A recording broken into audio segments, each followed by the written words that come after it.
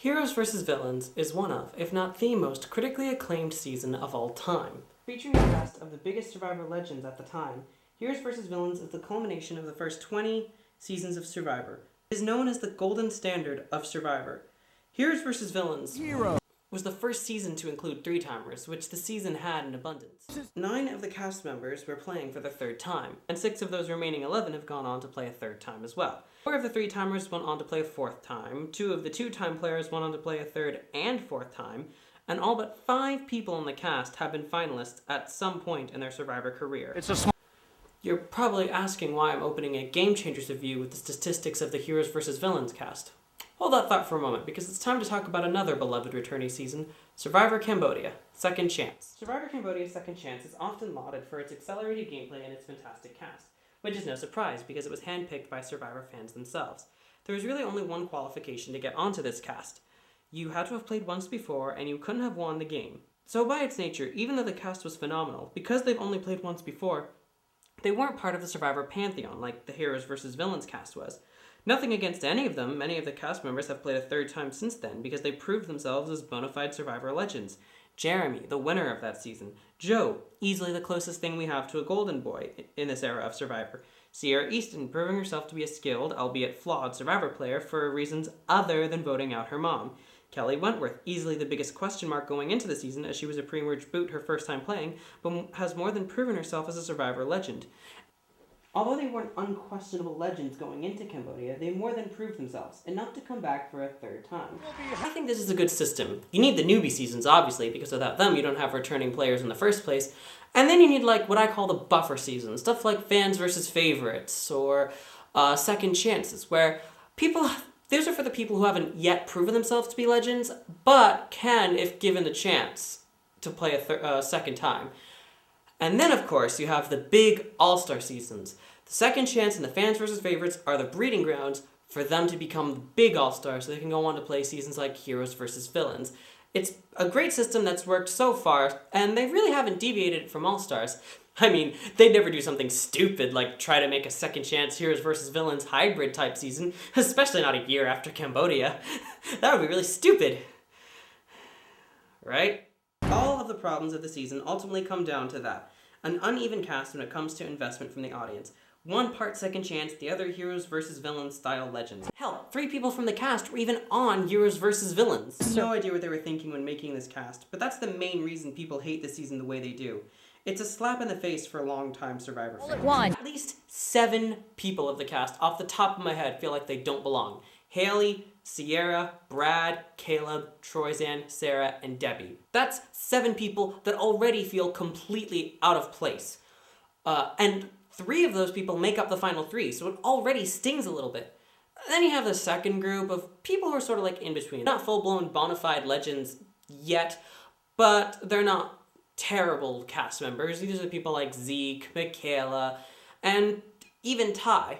They're like the Candice or the Danielle of the cast. If it was just them with unquestionable legends, then the season would probably be fine. In fact, I'd argue that Ty already deserves a spot in the Survivor pantheon, even after just one season. A high-profile losing finalist who was one of the best characters of their season and played only 1 year ago? Count me, and I assume production, in. You have the bona fide legends. Winners like JT and Tony. The only 2-time winner until May, Sandra Diaz-Twine. And to round it all out, the best players that have never won the game. Andrea, Malcolm, Ozzy, Aubrey, Sierra, and of course, the one and only Sheree Fields. Put together like this, there's almost just as many nobodies as there are legends. In my opinion, those 7 people I outlined earlier really are the only huge outliers on this cast, but those 7 people really do add up, especially when you start dividing them up into tribes and the big players don't have the good sense to protect each other instead of going after each other. The big threats are already at a disadvantage. And I know I just compared it to like combining Second Chance to Heroes vs. Villains, but honestly, even as a second chance cast, these people aren't very good or dynamic. I mean, putting aside the fact that 2 of them are literally Cambodia rejects, what about the rest of these people? Haley? Sierra? Debbie? Caleb? Sarah?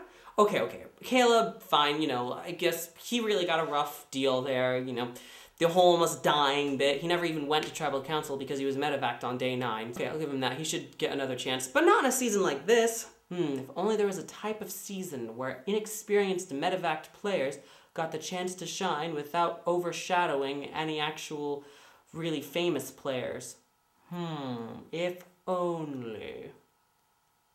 As for the rest of them, they're awful players. In what sense are any of them game changers? The only player that I'd say is even remotely good is Sarah. Okay, that's not entirely fair. If Winners at War has proven anything so far, it's that Sarah is both entertaining and a good player. It's not her fault she was cast in a season like this. And when you look at that, she's our winner. So the least awful of a bunch of nobodies took advantage of their low threat level and the uneven playing field and went on to win the game. How riveting. Despite what it sounds like, I actually do think this is easily the best season of the new Dark Ages we're in. Like Andrea's other season bookending a run of awful Survivor seasons, I actually think there's a lot of good here. I think it's slightly overhated, but not by much. I don't think it's anywhere near as good as Caramoan. To start out with, we have our pre-merge, where Sierra, Tony, Malcolm, JT, and Sandra get voted out almost in succession. On the other hand, it does have a Tony, JT, and Sandra to eliminate in the first place. And these guys really drive the storytelling in the season's early days. Tony being Tony, Sandra versus JT, Sandra eating the sugar, JT failing upwards in every possible way, again further proving why his Tocantins game is so overrated. And jaw-dropping the first time we saw it. At the time, it felt less like the beginning of the end and more like the beginning of something magnificent. But then again, you have awful moments, like this tribe. Amusingly, this tribe minus Ty seems to be the here's everyone you don't care about tribe. Less amusingly... frickin' nauseating, frustrating, and I'm pissed! I have no idea why people like Debbie. I have never understood this. And you can't say this is a surprise. I don't want to hear any revisionist history about how she wasn't this awful and co-wrong. Hate. Watching Debbie get upset like that, I got really scared. I think Debbie's just different. She's like a crazy lady. The Princess Hate. Hold on, did I say I liked this season a little? Why would I? Right, because of the other good things that happened in this episode. So during the 6th episode that Sandra's here, she is a delight. In fact, I kind of just see Game Changers as the buffer between her 2 victories and her appearance on Winners at War. I don't know why, but it just feels right that we should have one appearance between her 2 victories and her appearance on Winners at War, just to, see what she's up to, what kind of a player she is, to prepare us for what kind of Sandra we're going to be seeing during Winners at War. Some people have admitted to getting annoyed to her repeated catchphrase and her heightened ego, to which I've always answered with, why wouldn't she flaunt her status? I mean, we all know the other winner I wish had won that final tribal council, but the point still stands. Sandra is our 2-time winner. She is the only 2-time winner, the only person to have won twice without needing an all-winner season to do it. Let her flaunt her ego. She gets her catchphrase. What the fuck? She's the queen. She can be as loud and proud about it as she wants. Game Changers isn't always great, but the 6 episodes with Sandra in them are always incredibly fun to watch, at least when we're not wasting time with this delusional nut job. frickin' nauseating, frustrating. God, you're annoying. Specifically, I love it when Sandra completely outshines the peasant 1-time winners. Yeah, I know it sucks that we only had 1 episode of Tony, which honestly, in retrospect, was probably a clue as to where the season was going to be headed. But if anyone had to take down Tony, I'm glad it was the queen herself. And then she starts fucking with JT.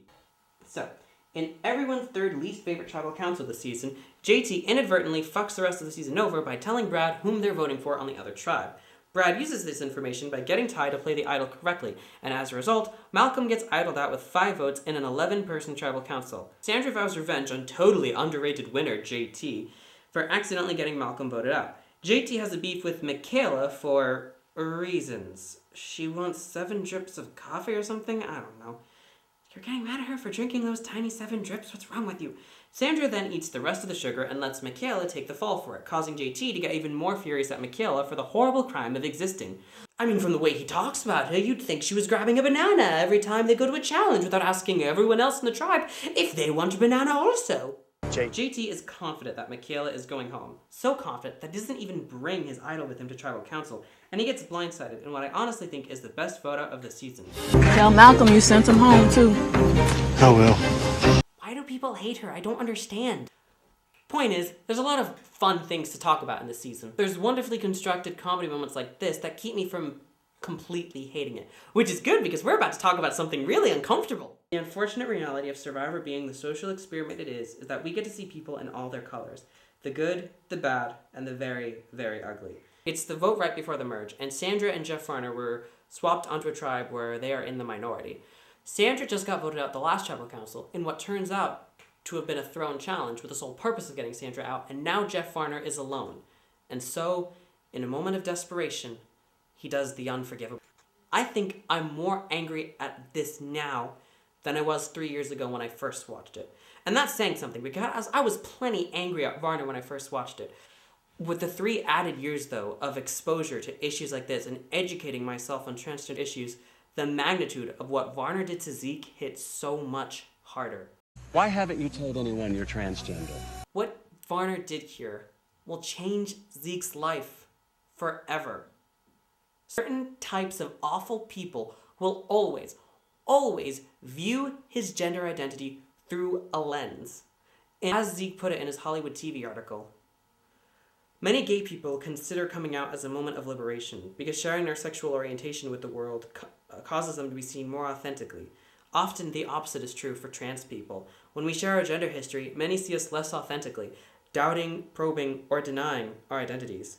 Zeke's life will always be affected by what Varner did. The fact that Varner has shown himself to be so completely unapologetic in the years after this episode aired shows where his true colors were when he was supposedly so remorseful. Because I do believe he was remorseful, but not about what he did to Zeke, about what he did to himself. Because he didn't realize the backlash he was going to get when this aired, and it turned out not everyone was as awful as he is. The attitude he's taken over the last year or so proves that he was just playing the game. Act super apologetic for however long it takes for people to get off your back about it, and then double down on your actions when the publicity has quieted down. Make unfounded claims that Survivor painted you in a bad light, or didn't depict everything that went down. Varner didn't learn anything. And I wish I could say that was the worst of it. But honestly, the worst of it was the staggering amounts of Survivor contestants who stood behind Jeff Varner at this time with not a single word of solace for Zeke and what he went through. People even sharing pre-transition photos from Zeke, invading his privacy in just about the worst way possible. Acting as if Varner was the real victim of the situation and that Zeke didn't just have his personal life violated like that. I don't believe for a second that it was a heat-of-the-moment decision. In fact, I know it wasn't, because of this confessional right here, where Varner says, "There's something about Zeke nobody knows." I feel like I know something about Zeke that nobody else has picked up on. It's insignificant to this game. It means nothing. But this is not the guy you think he is. There's something else here. Can't get any more pre-planned than that. Now, you could say that Varner didn't out Zeke to millions of people, CBS did. And I understand the foundation of that argument, even if I don't agree with it. One, Varner could have just as easily decided not to leak public information about Zeke, even to the 5 people that were sitting there, and not put CBS in between a rock and a hard place. It really comes down to what options did CBS really have after that. I don't think that's something you could really edit around. Zeke himself not only gave CBS permission to air the event, but in his own words, he didn't even conceive them not airing the moment. Varner obviously put the producers in a shitty decision, but the way Zeke talks about how production handled the situation is definitely reassuring. Despite the severity of what occurred, CBS handled it relatively gracefully, especially when compared to how they handled the controversy 5 seasons later. Zeke actually has an interesting perception of the event. In an EW article, he says, and I quote, "I've always wanted this to air. And I think it's also important to say that I didn't go on national television unprepared for the world to know that I am trans, and was ready should that part of my life become part of my Survivor story. It never crossed my mind that it shouldn't air, and I certainly never asked for it not to air. I've always felt as Jeff Probst has felt, and CBS has felt, this could be a great... It's like there was a moment of darkness, but that it was important for the world to see how my tribe mates reacted and how Probst reacted.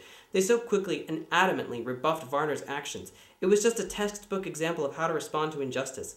I think if you consider that tribal council a scar on Survivor history or a dark moment, you don't have the right perspective." He then goes on to how Jeff Probst and company worked diligently with him to make this episode as sensitive as possible. In the intervening months, I've worked so closely with Survivor and CBS, and they've always been fully committed to me telling the story on my terms. Probst made it clear all the way back in Fiji how well this would be handled. He promised to never leave me hanging, and he never has. It's interesting to me that Zeke puts it that way. Now, I'm not in the business of making light about what happened to Zeke and the severity of it, but in his own words, he made the best of a bad situation. Obviously, in a perfect world, we would have found out that Zeke was transgender when he was ready to tell he was transgender. And in the words of Debbie, it was for him to talk about when he was comfortable talking about it. And if I'm agreeing with Debbie on something, you know that something is fucked up. But we don't live in a perfect world, we live in a shitty world. And for what we got in a shitty world, it was pretty inspiring at times. None of the fellow castaways not only stood behind Zeke, but also refused to take the bait that Jeff Varner was giving them. I can't even imagine how that felt to some trans kid or anybody watching Survivor.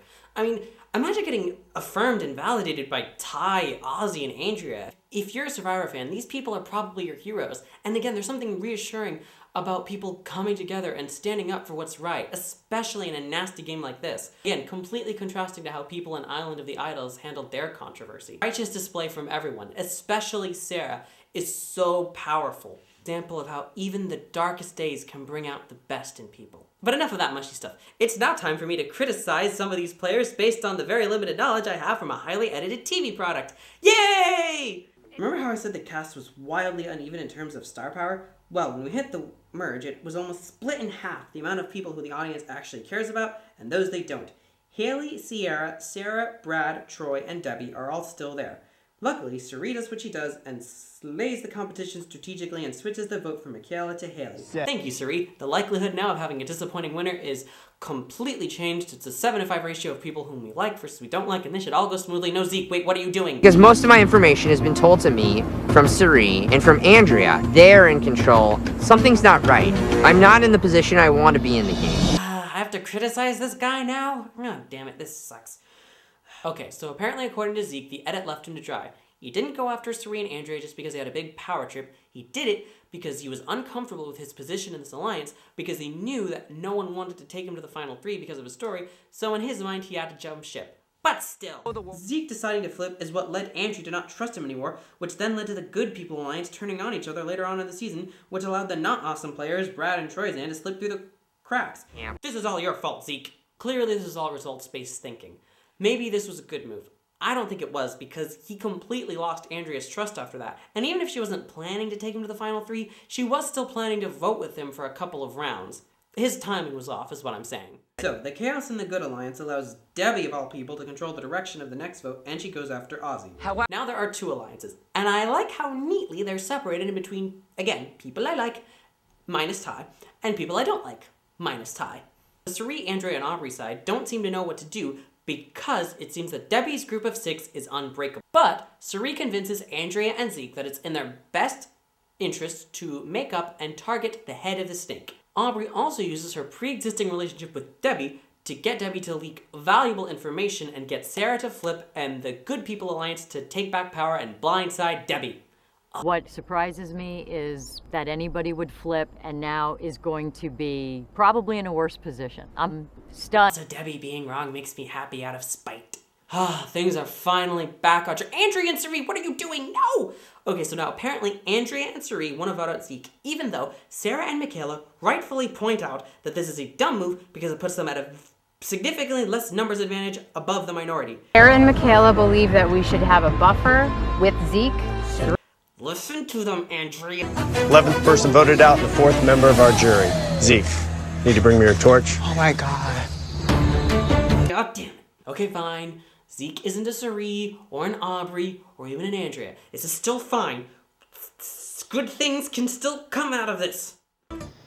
At the next tribal council, Sarah infamously votes Sierra out, and Sarah looks surprised so as to receive the legacy advantage from Sierra. And the amazing thing is that the 3 greatest players to never actually win the game get this close to realizing that Sarah is a cutthroat, sneaky player. They wonder why she acted surprised when Sierra was voted out, almost as if she was trying to garner her jury vote.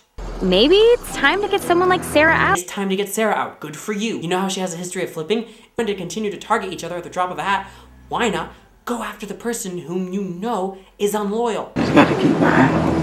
Yes, yes! Vote Sarah out, and then that leaves the 4 of you to take out the 3 remaining guys, and then the 4 of you can go on to be the final 4. Oh my god, this is perfect! One of these legends is going to win! I think we should get Andrea this time while we can. God damn it, Suri. You're all so close, girls. They're all coming to the conclusion that Sarah is running everything, but it's not quite fully registering, not doing anything about it. They're just continuing to target each other. Why are you girls targeting each other? Troy's end is right there. You could flush out his idol right now. What are you girls doing? Girls! Girls! Girls! So this brings us to here. Aubrey's won immunity. Brad is vulnerable, possibly for the last time in the game. Why wouldn't you just stop targeting each other for the 50th goddamn time and take out the person who is the biggest threat from you reaching the final 3? Oh, right, because protecting Sarah is more important than keeping your numbers intact into the endgame. Whittling down the members of the other side, especially someone prone to winning immunities, should be your top priority. This is too early to get rid of an Andrea. Okay, I get wanting to protect Sarah, even though your position in the game would be largely better if she was out, but that's results-based thinking, so whatever. Let's walk through this carefully. Sarah tells Suri that she has the steal a vote advantage, so Suri concocts a plan to take Sarah's advantage and use it against Sarah to protect Sarah. Okay, let's walk through this. Brad, Troy, Aubrey, and Ty are all planning to vote out Sarah. Ignoring the fact that you should just let them do this, why would you risk spooking Sarah and steal Sarah's vote instead of someone else that's voting for Sarah? Going with the information that Suri has now, which is that if Sarah gives her the steal vote advantage, Suri is able to use it, it's much safer to steal Brad or Troy's vote than it is to steal Sarah's. Why wouldn't you do that? I mean, maybe she's trying not to spook Ty because Suri astutely points out that Ty has an idol and thus she doesn't want him to get freaked out and play it on himself. Oh, that might be why she steals Sarah's vote. She doesn't want to spook Ty and get him to play his idols, but she doesn't want to spook Sarah in case Sarah doesn't trust her anymore. All these advantages and idols are making it hard for Suri to actually play Survivor. She has to play around the idols. In that case, I think the best thing for her to do would just be to cut her losses. Sarah was very good at making everyone feel like she was their best friend, and Suri probably rightly recognizes that Ty and Aubrey are closer to each other than either of them are with her, but that doesn't change the fact that Suri not voting out Sarah and spooking Sarah by stealing her steal a vote advantage causes a chain reaction that leads to Sarah getting spooked and then leads to Sarah voting off Suri's right-hand woman, and in one fell swoop she loses both of the paths she had to final 3 in one night. I absolutely understand why Suri wanted to keep Sarah in the game. According to Exit Press, until this little mishap, Sarah was going to willingly take Suri to the final 3. Suri should naturally want to keep people who want to take her in the game for as long as possible, especially considering Suri has very little chance of getting there herself. She needs someone to want to take her to final 3, and in an ideal world, both Sarah and Michaela survive this vote. Unfortunately, that's not how it works this time. Let me tell you something, because this is going to blow your mind. If Sarah doesn't give Suri her steal a vote advantage, and Suri doesn't try to use it against Sarah, then Sarah goes home. She gets blindsided with the legacy advantage and the steal a vote in her pocket, and the whole timeline blows up. Sarah should actually be thanking Suri for doing this, because if it weren't, Sarah would not be on Winners at War right now. Might even be Aubrey. And that's ultimately my problem with this move. It has nothing to do with how good it is for Suri. I mean, yeah, probably in hindsight with this move, Suri probably has a very high chance of winning the game, but she can't know that. Hindsight is 20/20. It's the fact that without this move, Suri or Aubrey is our winner, and that's all I ever really wanted out of Game Changers. Basically, Suri and Andrea shit the bed by going after their alliance members too early. I get why Andrea wanted to vote out Zeke, and I get why Suri wanted to get Andrea out, but the constant targeting of each other gave Brad, Troy, and Ty a chance to wiggle their way into the final 4 like they did. I was going to outline a bunch of different timelines about what would have happened if Andrea or Suri were even a little less gung-ho about taking out their own alliance members, and how it would have worked out so much better for them, but it was too long and unyieldy. So let me tell the abridged version. If Andrea doesn't go after Zeke right away and take out Brad, Ty, or Troy's end first, or hell, even if she just takes out 2 or even one of them, she has a much better chance of winning. She could potentially win her way to the end if she needed to. Same with Suri's chances if she doesn't blow up her own game and loses Sarah's trust. Is it a guarantee for either of them? No, not really. They're still Andrea and Cirie. Their threat level is still really high. It's entirely possible that if Zeke gets deep enough into the game that he, Aubrey, and Sarah really do come together and vote Andrea out at the final 7 or something because she's just that much of a threat. I'm just coming to this conclusion now, but it's possible that Andrea is overcorrecting for her mistakes the last time. In her own words, she said staying true to the alliance with Cochran is what led her to get too complacent and comfortable. And maybe she's just learning from her mistakes. I guess that's a good thing. That's what you should do in any facet of what you're trying to succeed in life. If you fail at one thing, you should then try to correct those mistakes. Hindsight is 20/20, and these were the moves that she thought were very good at the time. I get it. Zeke was coming after her. It's a good move to try to go after the people that are going after you. I get it. But all I'm saying is that Michaela and Sarah said that if they went after the 6 too early, it would give the rest of the boys a chance to slip through the cracks and get to the end, and that's exactly what happened. My disappointment with Andrea and Cirie has less to do with any individual moves they made for their own game, and more just about how their moves affected the end game of the season. It made it so disappointing and brutal. I've never rewatched a season and wanted so badly to change the outcome of a season like I did watching this one. I get that a lot of people like to focus on the slaughter that was the pre-merge, and don't get me wrong, it was in fact a slaughter of our favorites. But what people seem to forget is that before the penultimate episode, the final 3 of Andrea, Cirie, and Aubrey not only seemed possible, but likely. And you have no idea how much I would want that final 3 to be a possibility. Point blank is that if the alliance doesn't completely implode on itself like it does here, Aubrey is likely our winner, and you have no idea how much that stings. Or maybe you do. Lord knows I'm not the only Aubrey stan. As an Aubrey fan, to watch her get robbed for the second time in such brutal fashion is so heartbreaking. But can we just take a moment to appreciate how awesome Aubrey's game is here? I hear a lot that people are saying less and less that Aubrey is a good player because of her 2 lackluster games, which I don't think is fair. One, because that's not how that works. Even if her Game Changers performance was bad, her performance in Game Changers and Edge of Extinction have nothing to do with her performance in Co-Wrong. But secondly, what do you mean 2 lackluster games? Her performance in the season is amazing. The argument shouldn't be Aubrey was robbed because her Game Changer and Edge of Extinction performances were terrible.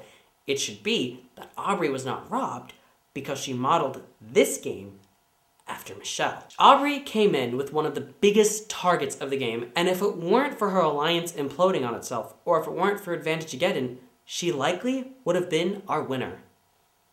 Speaking of Advantage-Ageddon... So, any votes cast for Ty, Aubrey, Sarah, Troyzan will not count. You could not vote for Culpepper. He had immunity, which means, Cirie, it doesn't matter what votes are in the urn, because the only person who can receive votes Me. is you. This is it. This is the moment that killed Survivor. Sure, the real solidifying moment may have happened next season with the Final for Fire Making Challenge, but this is the start of it. The catalyst of all the awful shit that came after it. This still makes me so angry, embarrassingly so. Are we sure this is a real thing? Are we sure this is a thing that happened in the show Survivor and not just a parody of it? I can't believe this is a real thing. This is so fundamentally wrong, and I shouldn't still be this upset over something that happened 3 years ago. After all the real life shit I've gone through since the finale of Game Changers aired, I thought I was immune to being this upset over the ending of one of my favorite properties. Like, I saw the way fans got upset over The Rise of Skywalker, or the season finale of Doctor Who, or the series finale of Game of Thrones. Yeah, some of those things upset me, but I never got, like, truly angry. I never understood the nerd rage that came from one of your favorite properties not sticking the landing. And then I rewatched this, and I was like, oh, I get it, because I was so furious, so angry, so downtrodden. In a way, it's almost like a relief. It's like, oh good, I can still feel this way about something, because this is such bullshit. This never should have happened. This can't be it. This can't be how Cerie's story on Survivor ends. This isn't fair. This isn't right. There should have been some sort of failsafe for this in case this happened. How could you let this happen to her, Survivor? Do whatever you need to. Cancel all the advantages. I don't fucking care. If your name has not been written down, then unless you're getting rocked out, you shouldn't be going home. That's the whole point of the game. You vote people out. This goes against the whole concept. I don't care if everyone else played the magic stick. If no one's name is eligible, do a revote. Do something else. I don't care what it is, but I don't care if you think it's unfair. One of the biggest legends of the game should not be penalized for not having a magic stick. A person who has not had their name written down all season, despite them being the second biggest threat going into the game, should not be going home. Do you understand this, Survivor? This isn't right. And I really want to cut production some slack here. I want to say it's not their fault that players hoarded all their idols, but there are so many ways they could have avoided this. They could have made idols harder to find. They could have decided not to expand into a third tribe for no reason. They had to expand into a tribe, then they could have tried not hiding idols in the same place in different camps. They could have not introduced the stupid fucking legacy advantage in the first place. Really blame production for this? Not really, except maybe introducing the legacy advantage, because that really does nothing. All of this is very results-based thinking, and nothing they did here was different from what they were doing the last couple of seasons. It just sucks, though. It sucks that it happened. It sucks that it happened to Cirie. It sucks that Probst insists that this is one of the greatest moments of Survivor, despite it getting eviscerated by literally everyone. I do respect that despite what Probst would have us believe, they have done their part and taken steps to make sure that this doesn't get repeated in the future. They haven't held up on the advantages. They did do away with the legacy advantage, only bringing it back once for Ghost Island, and they've started placing limits on the immunity idols they introduce, like this idol is only good for 3 tribal councils, or this one is only good for 5, or something like that. And in Winners at War, they introduced permanently the half idol, which means that when you find it, you have to give half of it to somebody else. They're reintroducing social elements into the advantages. I can assure you, production does not like this moment. It single-handedly cost us of an Aubrey win, and it robbed us of another round of Cirie. And if I may be candid, I think that's the real reason people don't like this season. People don't hate it because it was bad, people hate it because their favorite players didn't succeed. I saw a great quote that succinctly sums up the fandom's feelings about All-Stars and Game Changers. I do think the overwhelming sentiment among fans was that we wanted to see someone who missed out the first time nab the title. Suffice it to say that people were thinking more Colby and Lex than Amber. That's right on, just replace Colby and Lex with Cirie and Aubrey, and just replace Amber with Sarah. And yeah, now that it's happened and Sarah's on Winners at War, having fun with Tony and being an awesome player, yeah, we're happy with the outcome now. Besides Cambodia, it was the most fun I had watching a season live. It was the first time that the entire family got together to watch Survivor, and I just remember the rest of those Wednesday nights after watching those episodes would be dedicated to just talking excitedly about Survivor, discussing our favorite players, the good moves, the bad moves, and how we're upset that our favorite players didn't succeed, or being happy that our favorite players did succeed. I remember my dad really rooting for Ty, I remember me and my mom really rooting for Cirie, and I remember my sister becoming the Edgic master before we even knew what Edgic was, and pointing out that Sarah was the winner halfway through the merge. Both Survivor and my real life kinda fell apart after the season ended, and this really was the last time I had this much fun watching Survivor. Even if what was actually happening was no fun at all. And that honestly I think is the theme of the season. No fun. Many people have remarked on the fact that for a lot of them, returning players seasons are often way less than newbie seasons, to play at least. There's all these egos on display, everyone's just concerned about winning, it's no fun, it's not about the experience anymore, and I think that is fully on display here on Game Changers. People always talk about a hypothetical legend season, and I hate to break it to you, but I think this is that season. Or at least CBS's attempt at it. But as we outlined earlier, trying to mesh Cambodia and Heroes vs. Villains was never a good idea. We can act surprised all we want that a season with Cirie, Malcolm, Aubrey, Sandra, and Tony had a final 3 that was composed of Sarah, Brad, Culpepper, and fucking Troyzan. But honestly, what did we expect? Of fucking course the nobodies were going to succeed because they had the numbers advantage. The threat level of the cast wasn't balanced in the slightest. Heroes versus villains didn't have this problem. The strong targeted the weak very early, and it's not like there were a lot of weak members in the first place. Cambodia and Karamoan didn't even have this problem. Everyone was relatively the same in regards to threat level. A lot of people point to Micronesia like, did you ever think a season where Yaoman and Fairplay went home pre-merge would be good? And the difference here is that Micronesia took the somewhat lesser profile players and turned them into legends. Game Changers didn't have that. This cast was doomed right from the start. I think Game Changers never should have happened, or at least they should have held their horses and assembled a better cast. This season isn't objectively terrible. There's a lot to love. The pattern nerd in me absolutely loves that Brad went home pre-merge his first time like his wife, and then made it all the way to the end and made second place again like his wife. I love the new jury format, and I wholeheartedly love Michaela, who really only had a chance to shine this season. But the reasons listed above are the childish tantrum-throwing reasons why this season always gets shoved in with the rest of the bottom-tier seasons. And before we even had a chance to cool down and collect our emotions, Survivor hit us with Triple H, Ghost Island, Edge of Extinction, and Island of the Idols, which are all so much worse than this season. But this season was the one that all of our favorites got slaughtered in, and so in a way, this season is sort of unfairly blamed for starting the new Dark Ages. But there's nothing really objectively terrible here. The character moments are fun, the edit makes sense, the moves are epic and cutthroat and go down in Survivor history. This season's theme is one of misfortune and tragedy. Natalie injuring herself and having to be replaced with Sierra at the last minute. The Sierra who found the legacy advantage and willed it to Sarah, who then used it to idle out Sari. The Sierra who Ty played the idol for on that double tribal that got Malcolm out. This is a season of unhappy endings. That's its theme. And for me personally, I've had enough unhappy endings in my life. I don't need to see one in my favorite show.